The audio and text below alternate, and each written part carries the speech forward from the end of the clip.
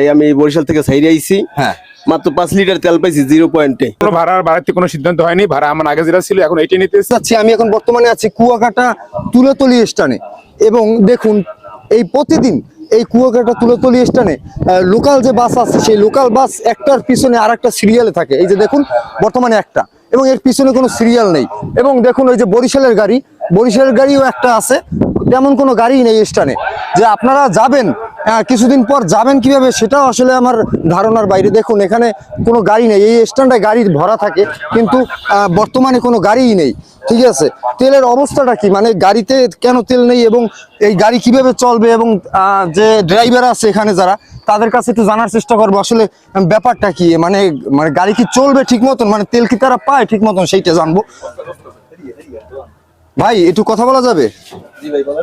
বলছি ভাইয়ের কাছে দেন।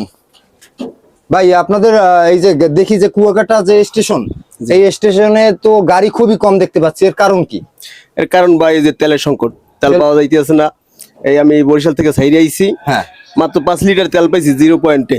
মাত্র 0.5। হ্যাঁ, আচ্ছা তেল নাই কোনো জায়গায়, পাম্প বন্ধ, তেল নাই। এই যে আপনার এই তুলাতুলি বাস স্ট্যান্ড, এই যে পাম্পে গেছি, তেল নাই। আচ্ছা, তাইলে কিভাবে সামনের এই দিনগুলো আপনারা এখন চালাবেন? মনে করেন যাদের ট্যাঙ্কিতে তেল বেশি আছে তারা তো চালাইতে পারে, আর যাদের ট্যাঙ্কিতে তেল নাই তারা তো বন্ধ। দেখেন না স্টেশনে গাড়ি নাই। আচ্ছা, আপনারা তেলের পাম্পে গেলে কি বলে? মূলত তেল নাই এটাই বলে, জি। যে কম বেশি দেবে এরকম কিছু নাই। ওই তো থাকলে মানে 5 লিটার 10 লিটার এরকম দেয়, এর বাইরে দেয় না না। না। আমরা আর এক ভাইয়ের সাথে যোগাযোগ করব।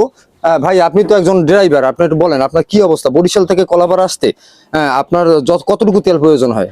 বরিশাল থেকে কুয়াকাটা আসতে আপনার প্রায় 40 লিটার তেলের প্রয়োজন হয়। 40 লিটার তেল? তা আজকে আপনারা বর্তমানে এক ভাই বললো 5 লিটার পাইছে, আপনি কত লিটার? বরিশাল থেকে বেরোনোর সময় 5 লিটার তেল পাইছি মাত্র। কিন্তু আমার তেলের সংকট, যাওয়ার সময় রাস্তায় গাড়ি হারাতেও পারে।